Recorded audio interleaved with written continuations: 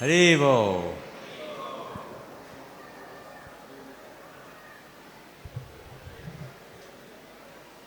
Om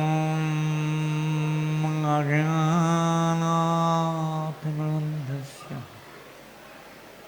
Gnananjana Shalakaya Chakshoran Militam Yena Tasmai Shri Gurave Namaha Shri Chaitanya Manohistam Stapitam Yena Buddhaya Swayam Upagadāmayam Dadāti Svapadantikam Vandeham Shri Guru Shri Utpadakamalam Shri Gurun Vaishnavanscha Shri Rupam Sagajatam Sahagana Raghunatam Vitam Tam Sajivam Savetam Savartam Parijana Sahitam Krishna Chaitanya Devam Sri Radha Krishna Padam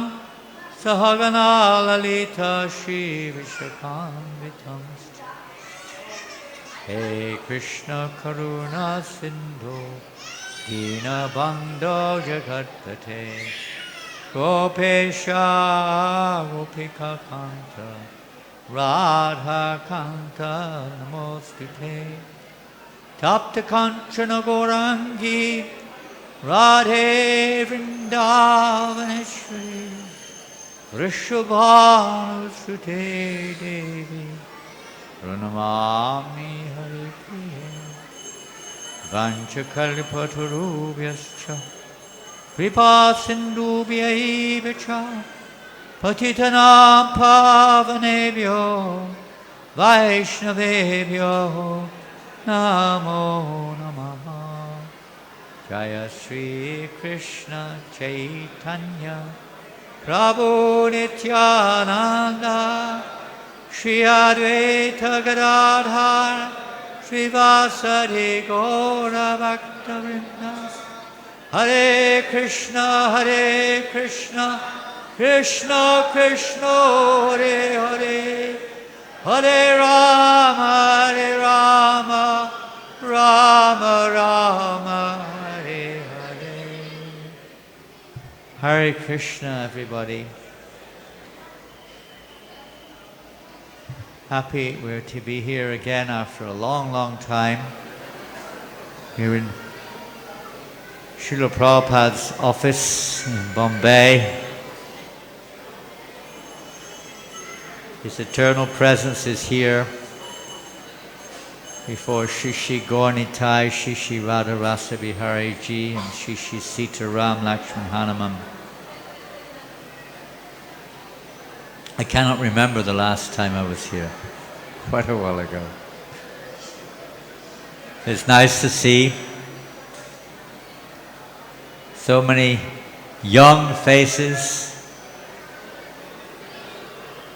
I see many of you are young bodies.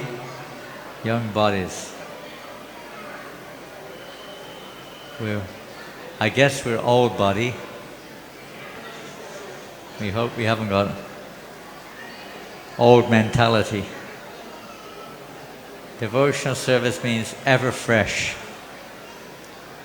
never morose, always enlivened.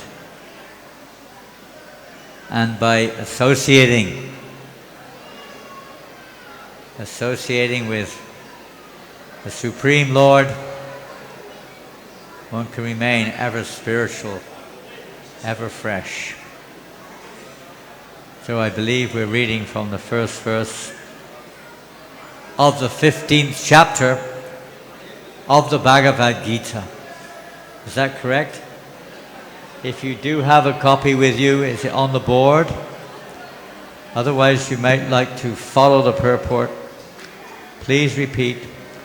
Shri Bhagavan Uvacha Anuvacha Urdhva Moolam Adakshakam Urdhvamulam adakshakam Ashvatam praharavyayam Ashvatam parvaryayam Jadamsi yasya parnani Chadam cheyasya parnami Yastang veda savedavit Yastam veda sadevadik Shri Bhagavan Uvacha Sri Bhagavan Uvacha Urdhva Moolam Arakshakam Urdhvam Moolam Adamshakam Ashvatang Praharavyayam Ashvadam Paravovayam Chandang Siyasya Parnani Yastang Veda Savedavit Shri Bhagavan Uvacha Uvacha Urdhva Moolam Arakshakam Moolam Adakshakam Ashvatang Praharavyayam Adam Paravayam Chandang Siyasya Parnani Chandram Siyasya Parnami Yastang Veda Savedavit Yatsam Veda Savedavit. Probably won't be able to be heard in this assembly unless you have a microphone. Oh, you have one, okay. Sri Bhagavan Uvacha Shri Bhagavan Uvacha Urdhva Moola Madha Sakha Urdhva Moola Madakshakam Aswatham Prahuravyayam Ashvatam Praravyayam Chandam Siyasya Parnani Chandang Siyasya Parnani Yastam Veda Savedavit Yastang Veda Savedavit Sri Bhagavan Uvacha Urdhva Moolam Adhashakam Urdhva Moola Madakshakam Ashvattham Prahuravyayam Ashvatang Praharavyayam Chandam Siyasya Parnani Chandang Siyasya Parnani Yastam Veda Savedavit Yastang Veda Savedavit Bhagavan Uvacha Shri Bhagavan Uvacha Urdhva Moolam Adhashakam Urdhva Moola Madakshakam Ashvattham Prahuravyayam Ashvatang Praharavyayam Chandam Siyasya Parnani Chandang Siyasya Parnani Yastam Veda Savedavit Yastang Veda Savedavit Shri Bhagavan Uvacha. I hope you can understand English. Yes? No? Maybe? Shri Bhagavan Uvacha.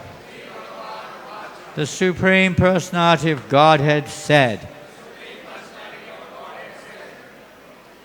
Urdhva Moolam, with roots above. Adaha, downwards. Shakam, branches. Ashvatam, a banyan tree. Prahu is said. Avyayam, eternal. Chandangsi, the Vedic hymns. Yasya, of which. Parnani, the leaves. Yaha, anyone who. Tam, that. Veda, knows. Saha, he. Vedavit, the knower of the Vedas. Translation and purport by His Divine Grace, Srila A.C. Bhaktivedanta Swami Prabhupada. It's a reasonably long purport. Please try to listen. The Supreme Personality of Godhead said, Krishna said, it is said that there is an imperishable banyan tree that has its roots upward and its branches down, and whose leaves are the Vedic hymns. One who knows this tree is the knower of the Vedas. Purport by Srila Prabhupada. After the discussion of the importance of bhakti yoga, one may question, what about the Vedas?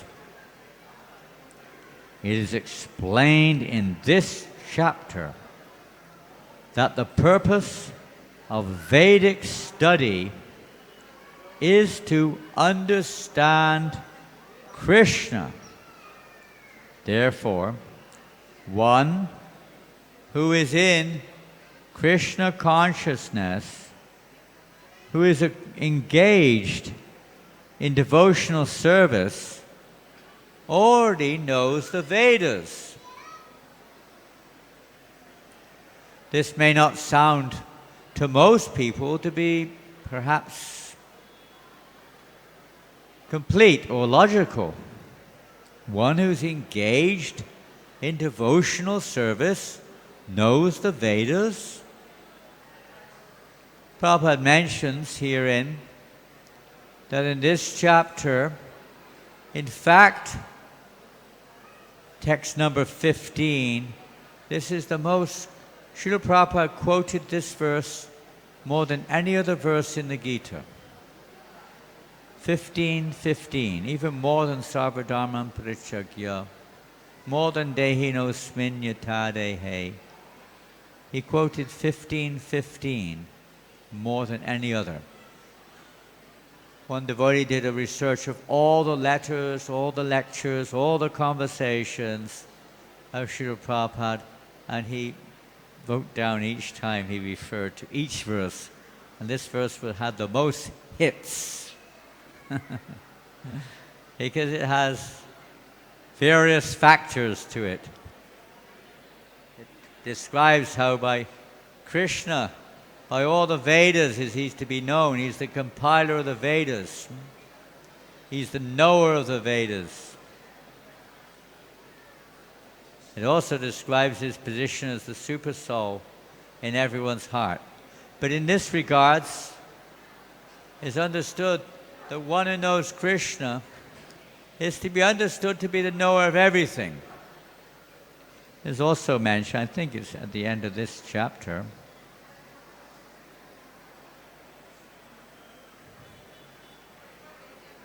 whoever knows me as the Supreme Personality of Godhead, Krishna says in text 19, without doubting, is the knower of everything. You don't need to know anything else. Actually, Krishna is everything. And everything comes from Krishna.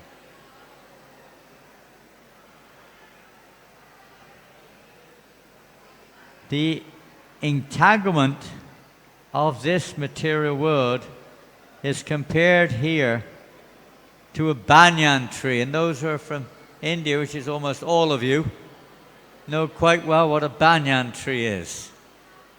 Those from France may or may not have seen a banyan tree. They haven't even seen a banana tree, what to speak of a banyan tree.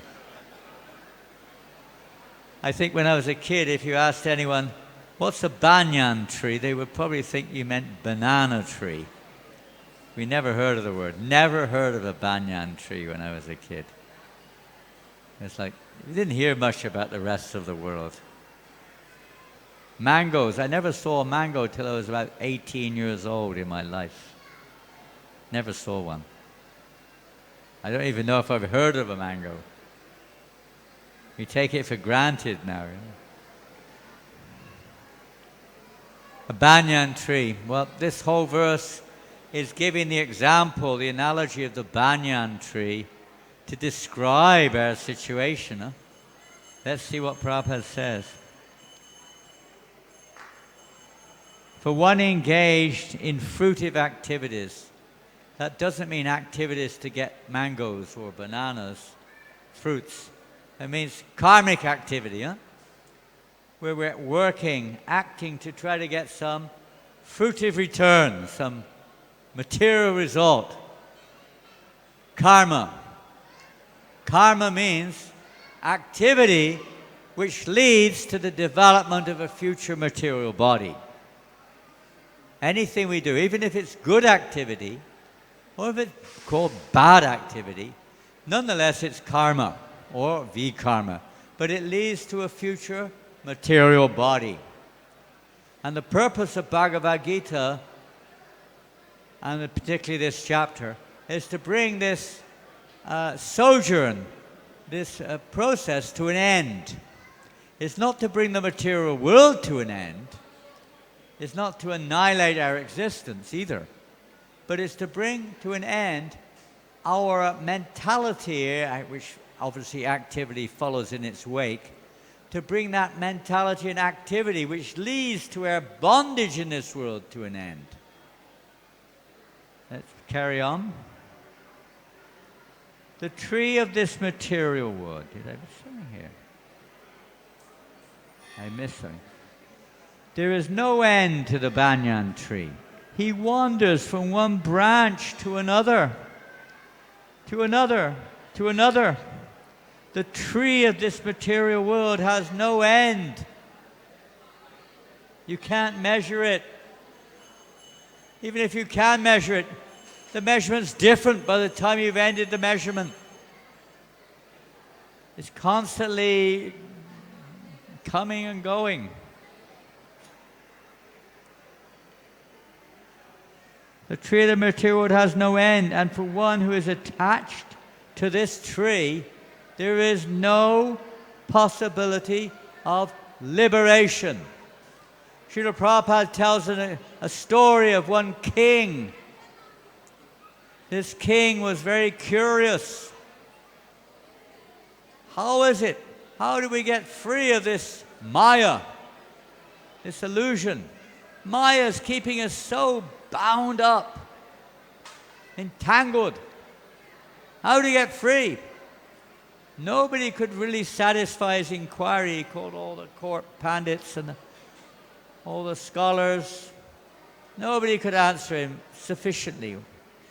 All of a sudden, one old blind man came into the room. He couldn't see, he was falling over.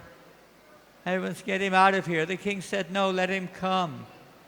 The king asked this blind man, can you answer my question? And the blind man didn't speak anything. He just stumbled around him. He hit a tree, he bumped into a tree, and he grabbed the tree with his arms very tightly, and he screamed at the tree. I don't know if he knew what it was, but he was blind. He screamed, let me go! Let me go! Let me go! Everyone thought he was mad. The tree's not holding you. You're holding the tree. Now this guy's crazy. But the king was very thoughtful. He could understand there was a message here. And this is the message, the same thing here. Those who are attached to fruitive activity, those who are attached to this endless banyan tree of material existence, for them there is no chance of liberation. Because we're holding on. We don't want to let go. You see a child, he's got something, you want to take it away, he doesn't want to let go. He'll hold it, even if it's dangerous, he'll hold it tight. We don't want to let go of this material enjoyment. The Vedic hymns meant for elevating oneself are called the leaves of the tree. The tree's roots go upward because they begin from where Brahma is located. The topmost planet of this universe. If one can understand this indestructible tree of illusion, then one can get out of it. So this chapter and the previous chapter, particularly the three modes of nature, describe the workings of this material world. They also give the clue how to get out of it. This process of extrication should be understood. In the previous chapters, it has been explained that there are many processes by which to get out of the material entanglement. And up to the 13th chapter, we have seen that devotional service to the Supreme Lord is the best way. Now, the basic principle of devotional service is detachment from material activity and attachment to the transcendental service of the Lord. It's not enough just to become detached. Prabhupada gives the example, it's like you've got a cup. You're in a dirty atmosphere. The cup is full of dirty water. So you want to change that? You simply empty it, you have an empty cup. But there is every risk that the cup will fill up again with dirty water. We have to fill the cup up. The mind is like the cup. The material mind is very dirty, full of material desire, ambitions, desires for this and that, with all kinds of, let's say, inimical attitudes of pride and envy and lust and greed, etc. We want to change that. As long as we're covered or identified like that, we have to stay in this world. Here it says we have to cut down this tree, the banyan tree, a fruitive activity. This is the process. Here Prabhupada says by devotional service. But that means we have to fill the cup, not just empty it. It's not enough. We have to fill it. Full engagement in devotional service. Instead of thinking of material objects, we think of Krishna. You think of how to spread, instead of how to expand our material pleasure, how to expand Krishna's pleasure. This channeling, Prabhupada used the word dovetail. In English we would normally say to channel our desires towards Krishna, channel our activities towards Krishna, fill our mind with thoughts of Krishna, our body, Savaimana Krishna Padara Vindayor Vachangshi Vakuntu Ganana Varnane. As Ambarish Maharaj engages whole mind, body, words, everything in the service of the Lord, we have to practice this. Otherwise we can easily come under the influence of Maya again. The process of breaking attachment to the material world is discussed in the beginning of this chapter.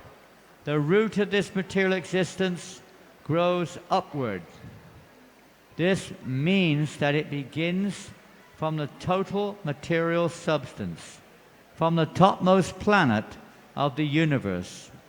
From there the whole universe is expanded with so many branches representing the various planetary systems. The fruits represent the results of the living entities, namely religion, economic development. Oh, you have it on an electronic screen. Sense gratification and liberation. You are very high tech. Now there is no ready experience in this material world of a tree situated with its branches down and its roots up. Usually the roots go down and the branches go up or out like that. But this one's the opposite. Branches down and roots up. Banyan tree. If you ever see a banyan tree, you can't tell what's going on. The roots are going up and down, and you don't know what's the branch, what's the root, it's all up and down. It's very bewildering. Very interesting, but very bewildering. We can, however, but there is such a thing. The tree can be found, that tree can be found beside a reservoir of water. We can see that the trees on the bank reflect upon the water with their branches down and roots up. You've all seen this, right? When I was young, I used to love taking photographs. I had a really good camera, and I would do this, and I would test people, which is the real one. I would take the one in the water and the one out of the water, you could not hardly tell the difference. You couldn't really tell. They look almost identical.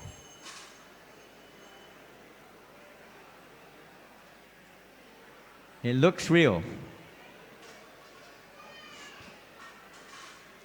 The reflection of the spiritual world is situated on desire.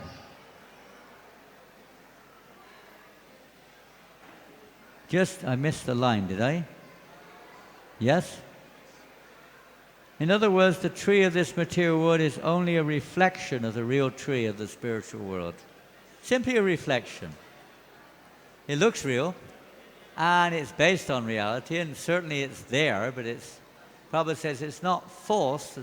The Mayavadis, they say this, Jagat Mithya, this material world is false.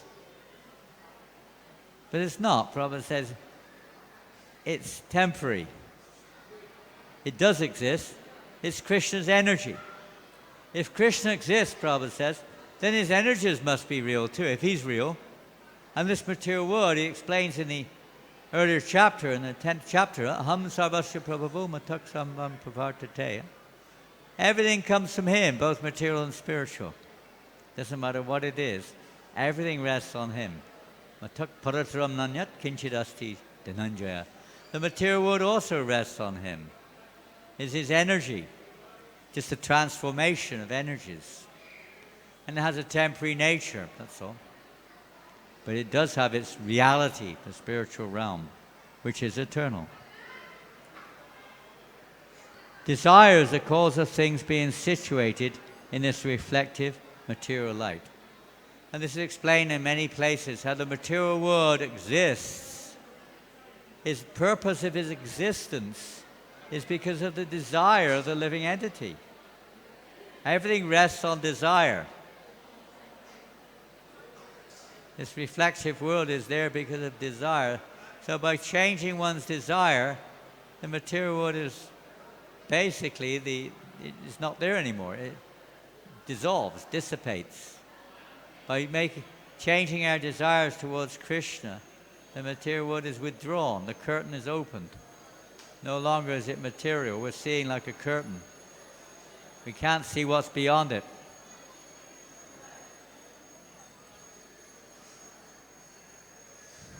One who wants to get out of this material existence must know this tree thoroughly through analytical study. Then he can cut off his relationship with it. That's one process, the Sankhya Yoga process. Other forms of yoga, they try to, cut our identity with this world. Not easy, because the living entity by nature has an identity. By nature, the living entity is a sentient being. We have desires by nature.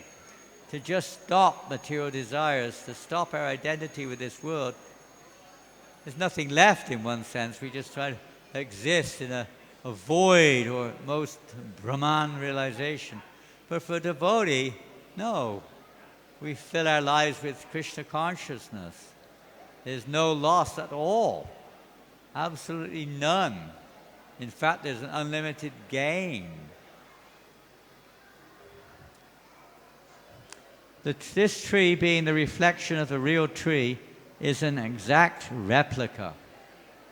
It's like you look in a mirror and you see, it looks real, doesn't it? If you didn't know it was a mirror, someone else might think it was you. We had a budgerigar when we were kids. You know what a budgie is, a budgerigar? A little bird. Something like a little canary.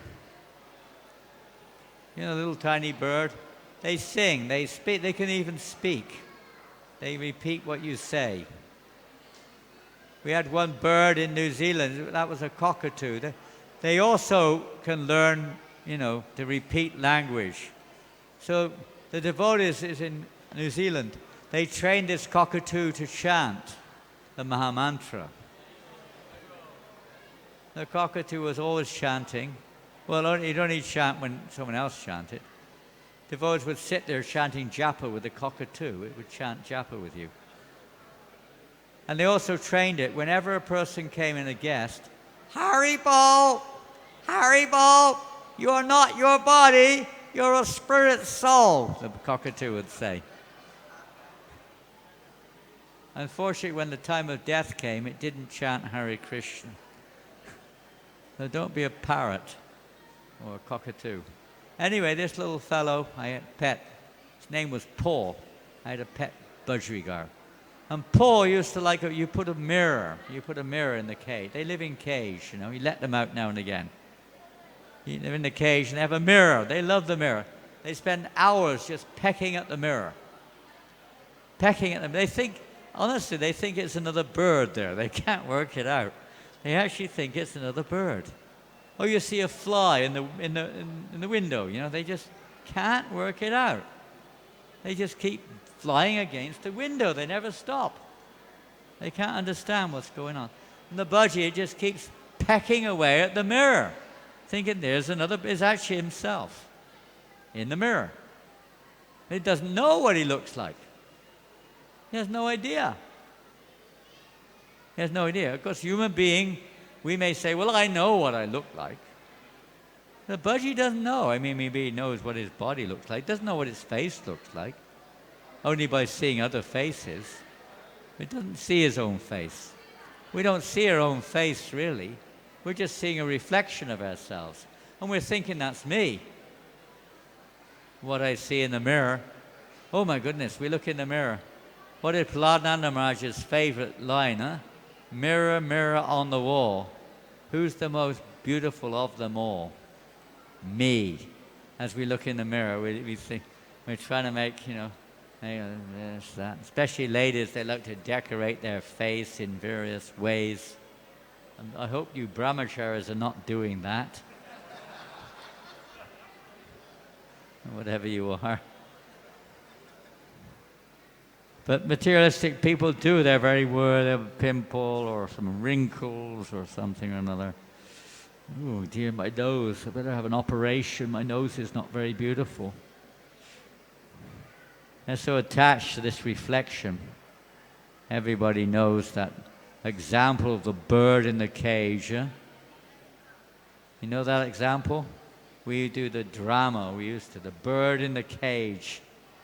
The old lady, she goes to an old antique shop and gets this beautiful bird cage.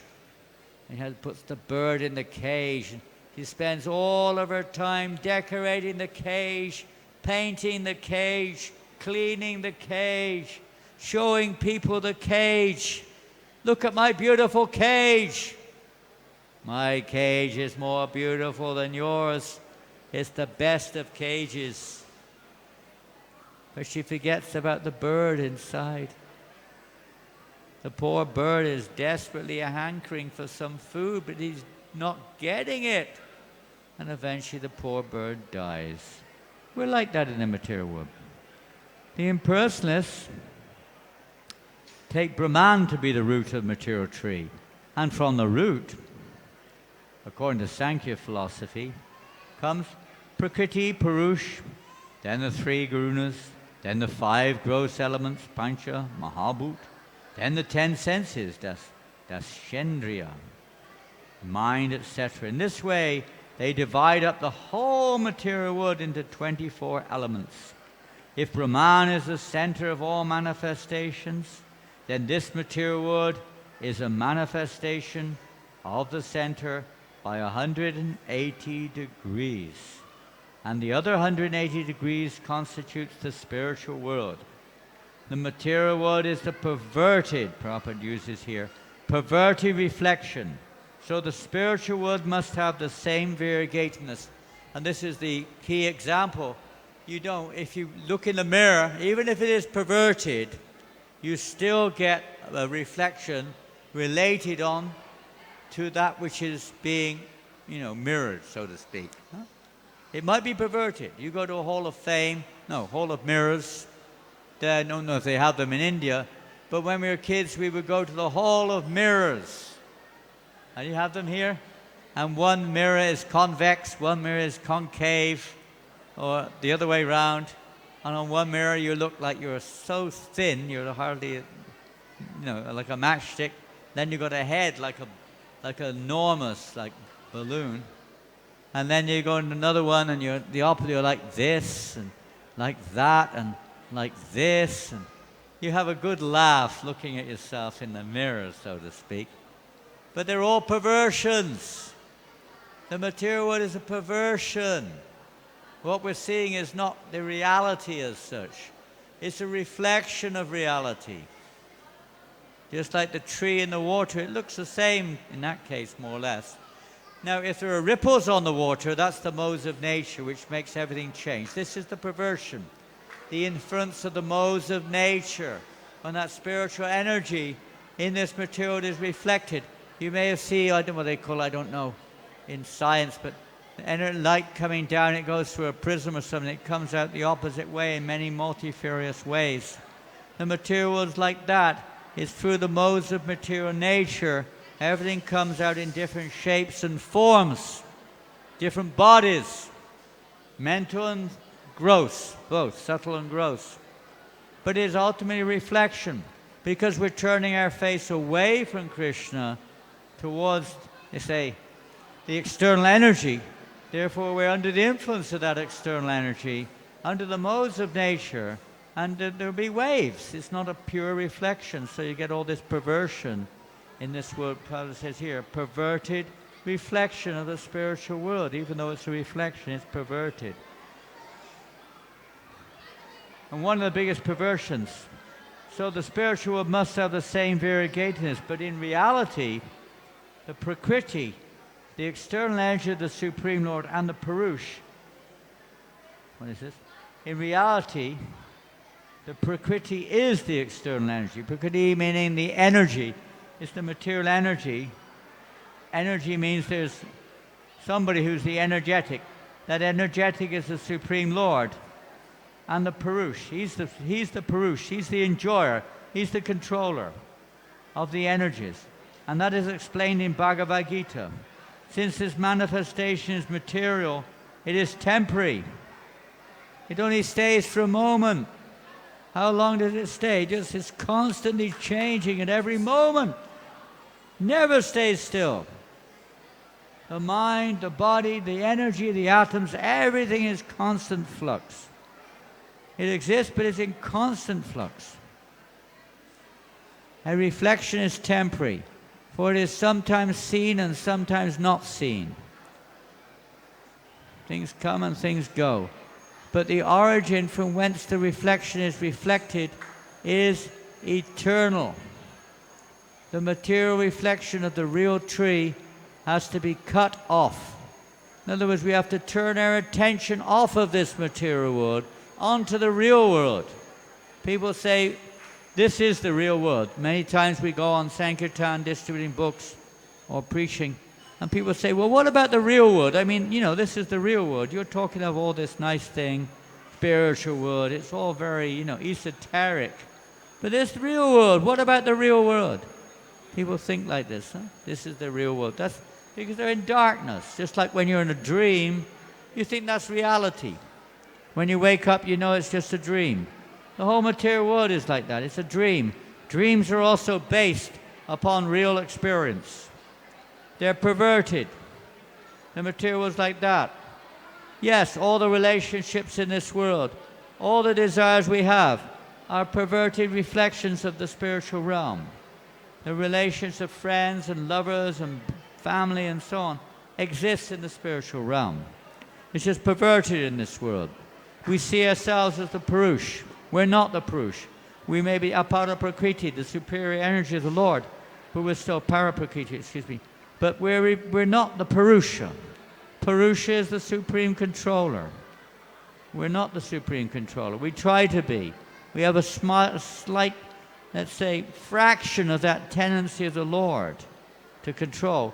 It's meant to be used to control our senses, not to control the energies around us, so to speak, but to control our senses and to use them, Rishikena Rishikesha, in the service of the Supreme.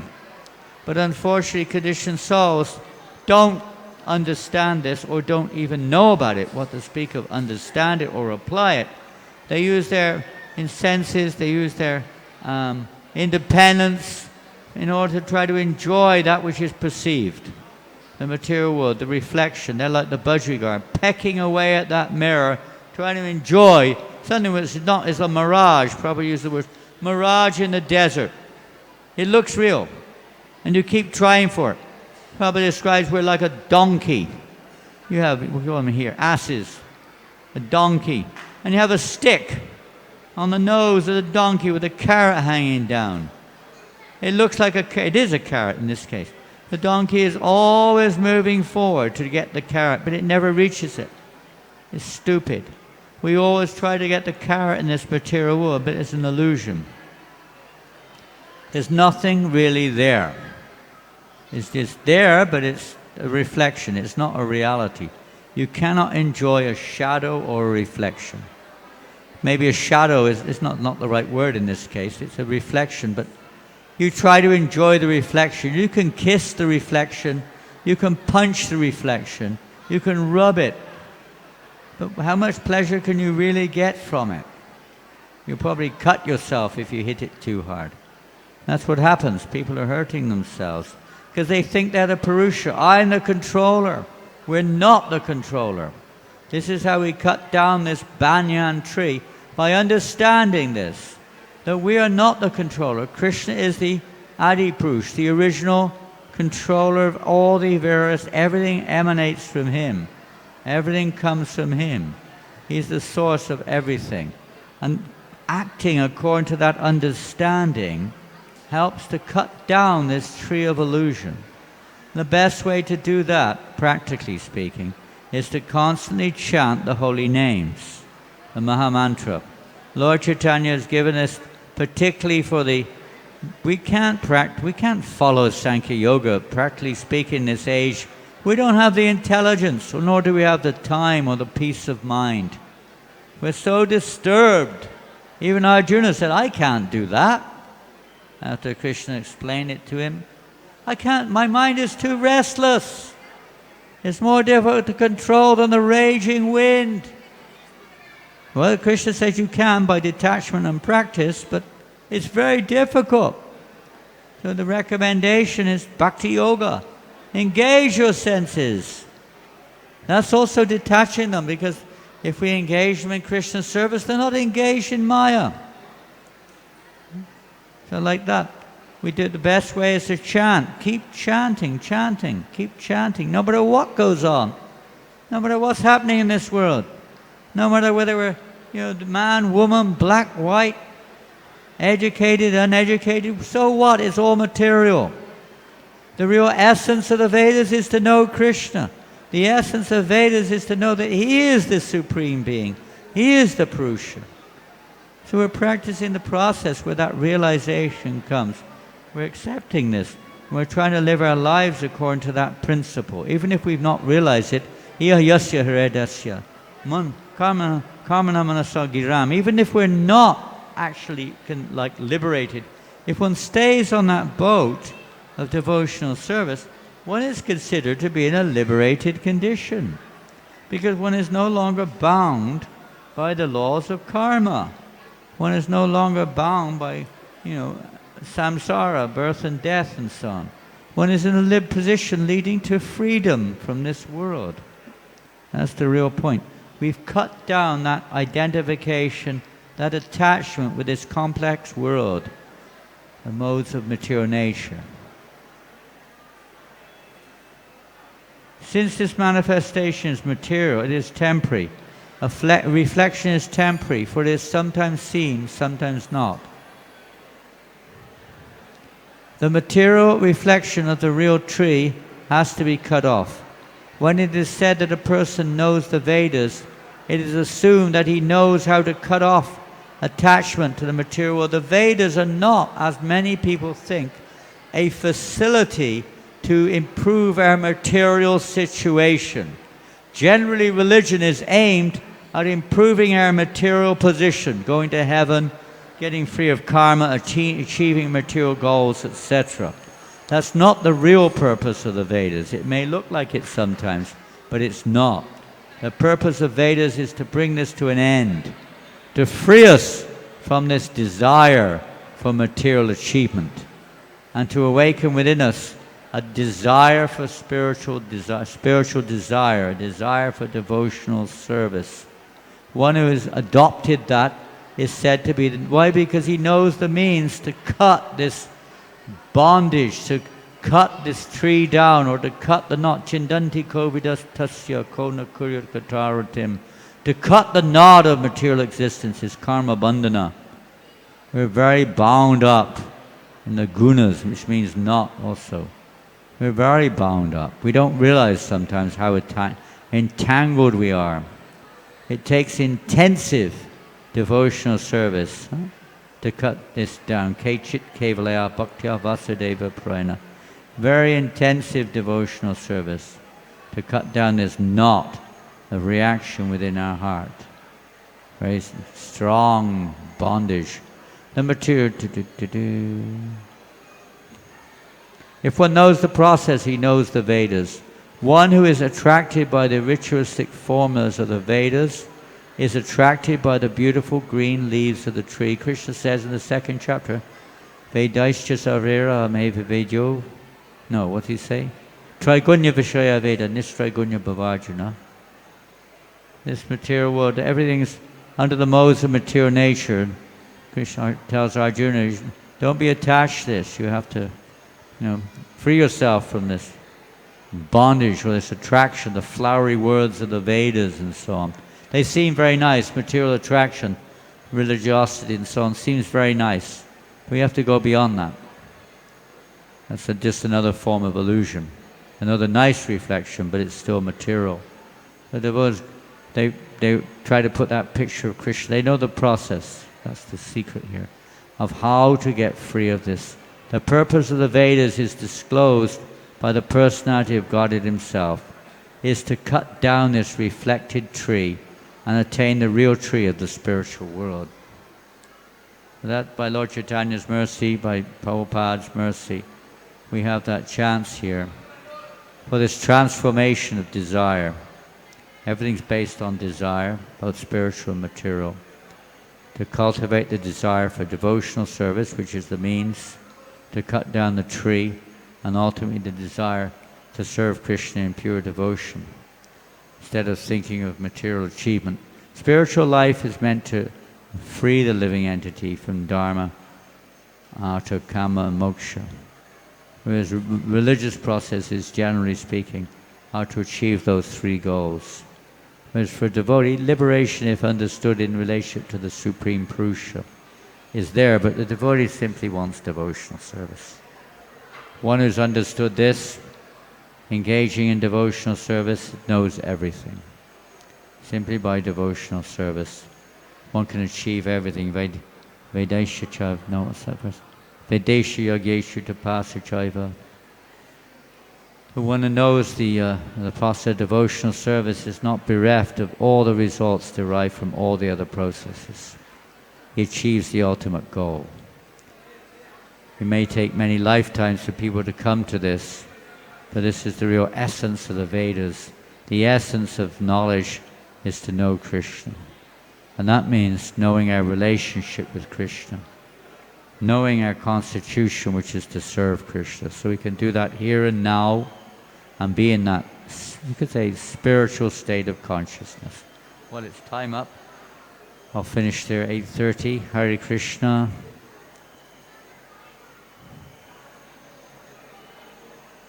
Very enthusiastic audience, I must say. They're very participant. Not so much participant in the subject of Bhagavad-gita. More, I think, with their what they say is darshan. It's purifying. Coming before the deities here is very purifying. Even if we do have a, let's say, materialistic motivation or materialistic understanding of the deity or our own identity, etc. But what's really happening here, we think I'm seeing the deity, but RadhaRasbihari is seeing you. And by their glance, one becomes, by their mercy, one can become purified. The more we have a favorable attitude, of course, the more the effect will be experienced. But everyone gets the benefit of being purified by their merciful glance. That's why Prabhupada established one of the reasons. So many wanted temples. People will come, take prasadam, hear the kirtan. He wanted them to also listen to Katha philosophy in the beginning case. But to take darshan, well, they say take darshan, to be we're actually the scene, where the energy of the Lord. The energies of the Lord are all meant for His pleasure. He's the actual seer of the energy. We think we're the enjoyer. We see things, and we judge everything according to how we see it. I don't like, it's this far away, and so on. But that's an illusion in one sense. It's seeing in the dark, as Bhagavatam says. What can you see in the dark? There's some reflective lights, but we don't really see what's actually there. Only when the eyes or the consciousness is purified of all material desire, it becomes automatic as the heart becomes purified through the process of pure devotional service. So most people who come there, beginning at least, some kind of mixed devotion, which will gradually evolve if they keep coming and you give the chance to everyone to render service, to hear Katha, and gradually they'll become attracted. That's the methodology. Step by step. Develop one's faith step by step in sadhu sangha. So you are very lucky, those who are sitting in the front section here, to be attracted to the message of Bhagavad-gita and Srimad Bhagavatam to such an extent you're putting it into practice in your lives. If you make this your goal of life, that's the highest goal in life. Highest goal of human life. Is to inquire about the nature that's not meant for sense gratification. Most people think it is. It's not. Kamendriyani samyam yasti. What's that verse? Kamasya nendriya pratyalabo jivetiya vada jivasya tadjiv jignas. Human life is not meant for sense gratification. It's meant for inquiry into the absolute truth. That should be the goal of our life. Not material progress. I see in Bombay they're busy making progress. I noticed that when we just came down from Wada. They progress very nicely now. The roads are so good coming from Govardhan Eco Village, right? Fantastic roads. It took us 4 hours or more just to drive down. Absolute chaos. I was in Melbourne, in Australia, when he was telling me his grandfather used to ride a horse from their house into the town, Melbourne. He lived on the outside of the city. He would ride a horse. It took him 30 minutes to get to the city on the horse. Now he's got a car. He can get to the city in half an hour. Great, huh? It took 30 minutes before. Now it only takes half an hour. Fantastic. Where's the progress? Where's the progress?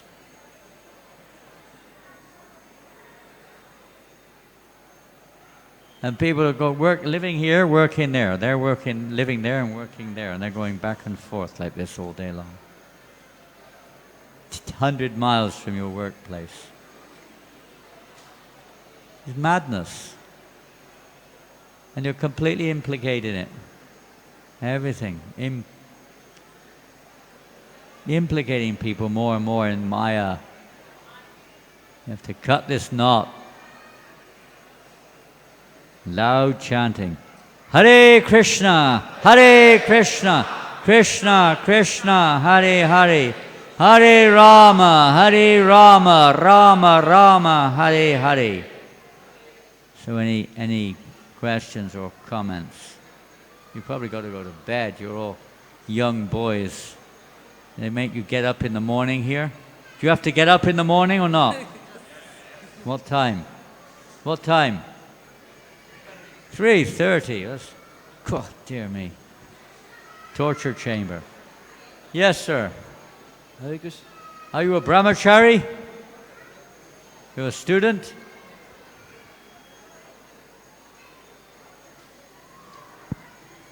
Hare Don't Krishna, be Maharaj. shy. Loud and clear. Okay. Maharaj, I just had one question. You have to speak louder. Maharaj, while practicing our spiritual life, Practicing what?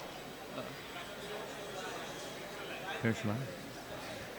Does we come to any point where we are very sure that now I'll definitely go back home, back to Godhead? Will there come a point where I'll think like that? Or we'll be sure we go back to Godhead? Will there be a point? You'll be sure. Well, Prabhupada said you can be sure to go back to Godhead if you stick to the process. So you're already at that point in one sense. Just a matter whether you stick to the process. You will realize it when it comes.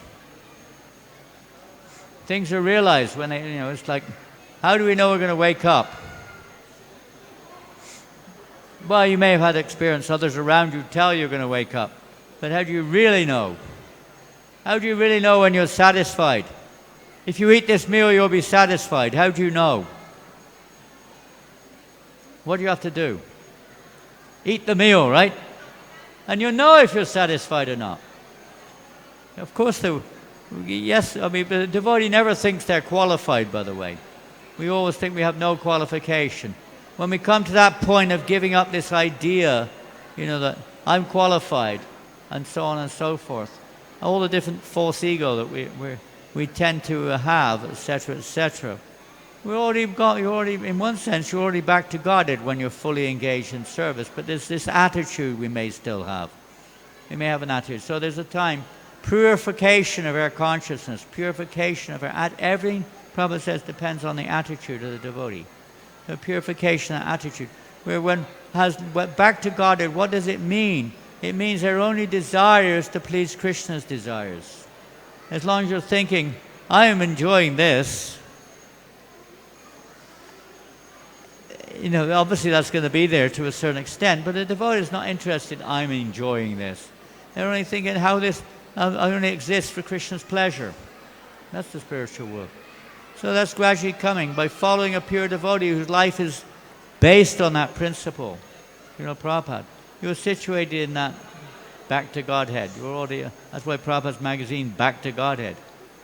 Chant Hare Krishna and go back to Godhead in this lifetime, Prabhupada said. You follow a pure devotee and you go back to Godhead. There's a degree, there's a quality in their, obviously in their following, but degree in their chanting, pure chanting. That will be clear, that will be revealed. Everything's revealed in due course of time. How do you know the sun's going to rise? Huh? There's a dawn, you can ascertain that the sun's rising. You see symptoms. You have to look at the symptoms. There are symptoms. There are symptoms also on the path of devotional service. Detachment from the material world becomes automatic. You're no longer affected when people, whatever, say this or that to you. You're not disturbed. You can see the symptoms in the Bhagavad-gita. They're mentioned in many places, in the 12th chapter of the Bhagavad-gita, in the 2nd chapter of the Bhagavad-gita. Different places you see the symptoms of an advancement in Krishna consciousness. And it's like, how do you know? Like, for instance, we're coming here by car today from Vada. It's not very far away. It seemed like a long way. But I don't know what the signs are. But if you see the signs, you know you're getting closer to your destination. So you can have let's say a map book, a spiritual map book, where you see various signs which indicate that you are on the right path, at least. You're on the right path. Detachment from the material sense objects and becoming less disturbed and more attracted to Shravanam and Kirtanam and so on and so forth. Like that, symptoms. Anything else?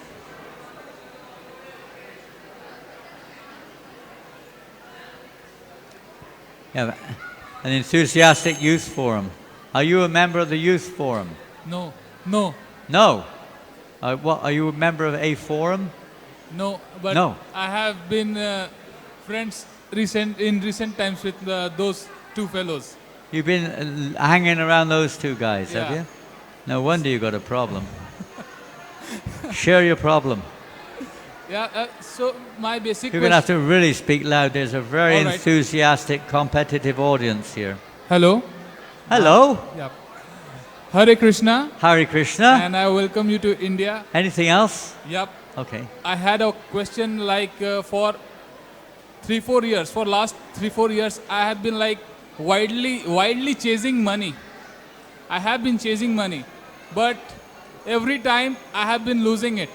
And I come to a point where I realize that whatever I had was enough. And till date, I haven't worked upon it, and till date I'm losing money.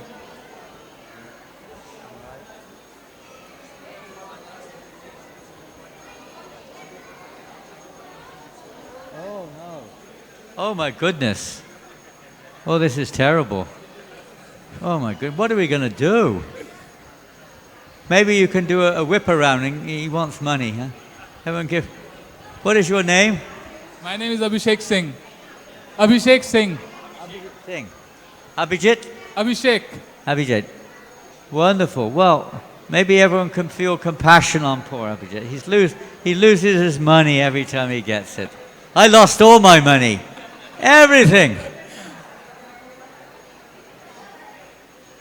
I gave up my job. I didn't exactly lose it. I lost everything. Right? I wonder what Krishna's got in store for you. Maybe he's got something very, very wonderful in store for you. I hope so. Yeah. We think that, yes, it's a fact that this sometimes happens. It happens to anyone. I mean, let's face it, karma is a very intricate subject matter. And aside from karma, for someone like you who obviously has a spiritual interest, there's a higher purpose in your life. A higher purpose.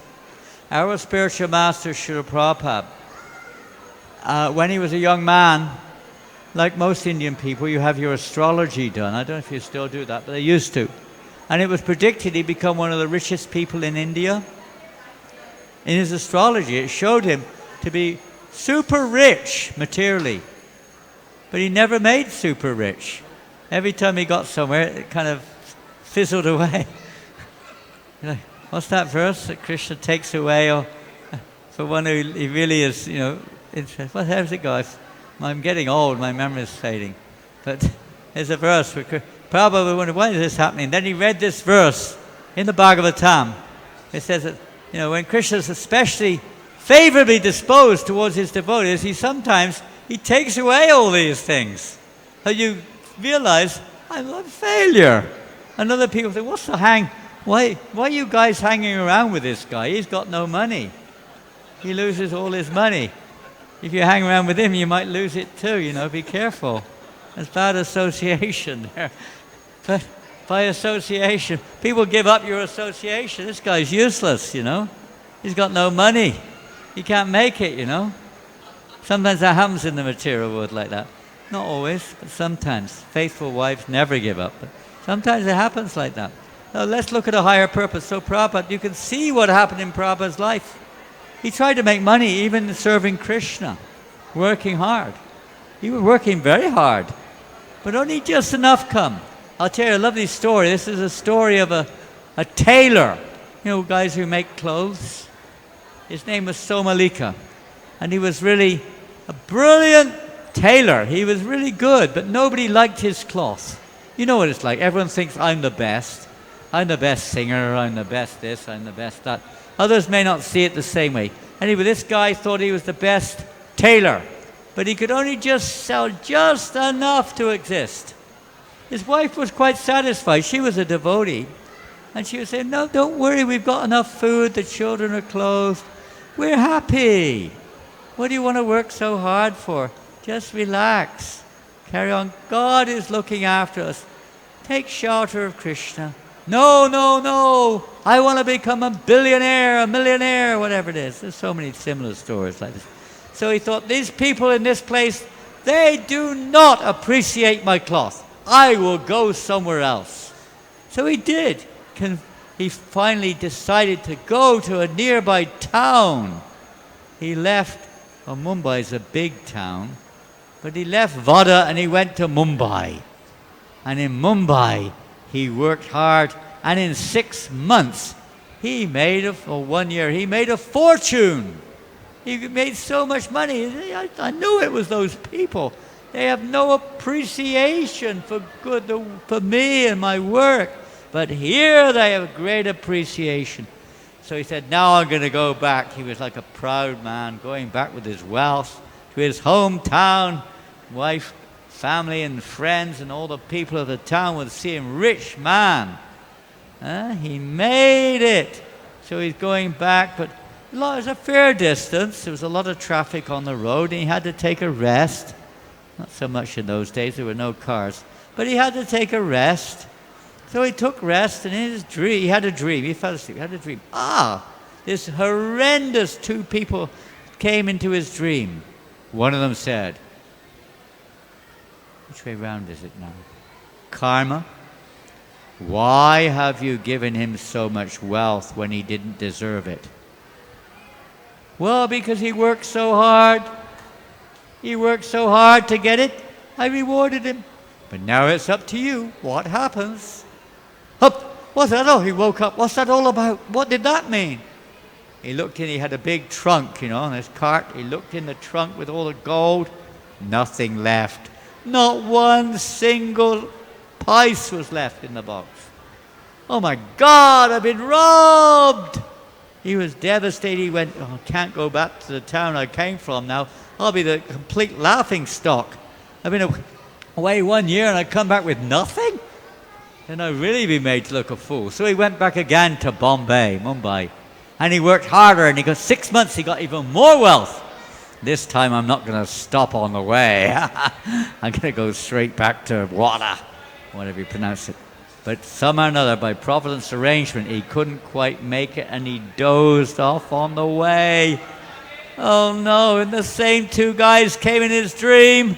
The same thing. He woke up, oh no. He looked in the box, nothing left.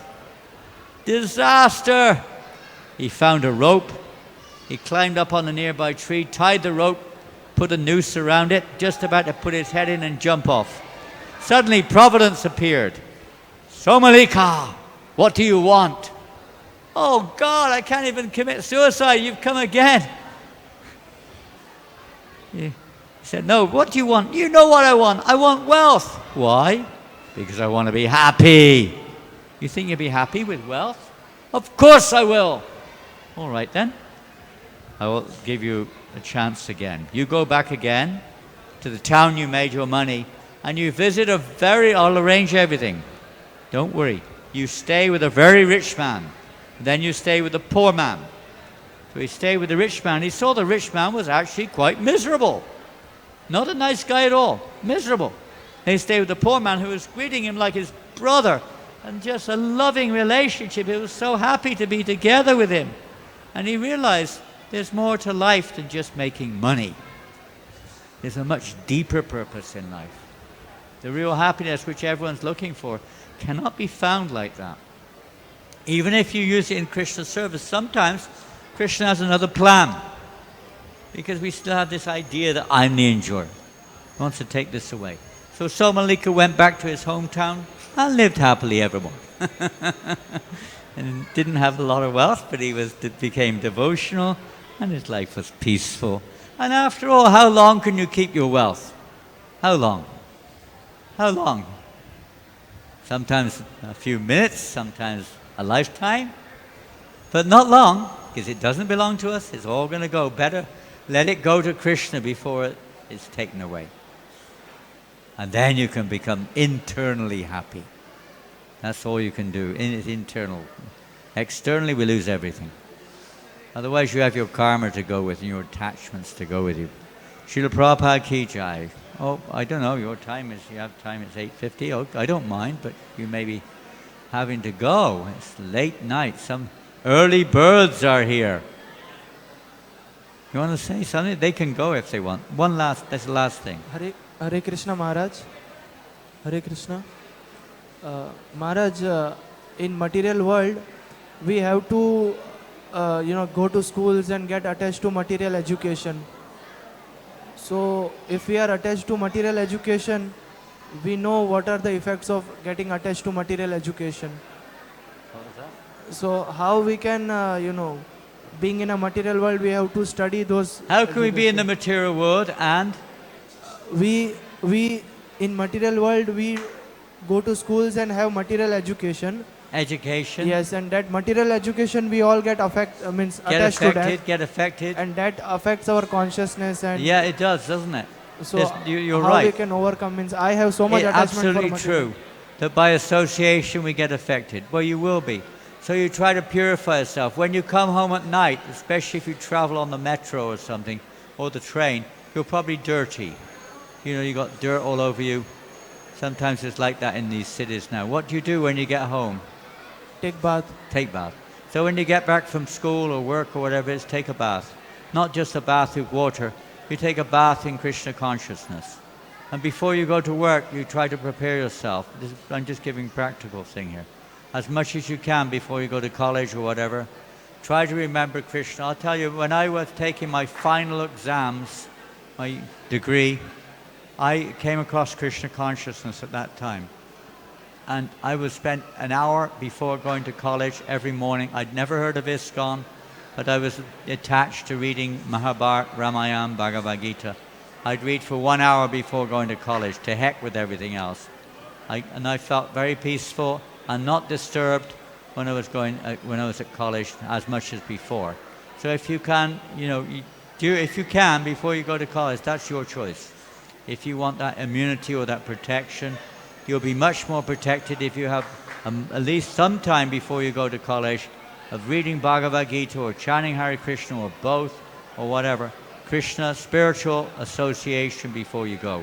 Take the Bhagavad-gita with you to school or college. When you get a spare moment, open it, read it, remember Krishna. Chant Hare Krishna if you're chanting when you get spare time. Try not to waste your time. And after some time you'll start seeing everything, even material knowledge is Krishna's energy. The people around you are Krishna's parts and parcels. The modes of nature, they're Krishna's energies working in various ways. You'll see Krishna's hand behind everything, even at college. And what's going on around you will remind you of Krishna instead of carry you away from Krishna. But you have to start by doing this. Morning and evening, take your spiritual bath. Okay? Hare Krishna. Thank Srila you, Maharaj. Prabhupada ki jai.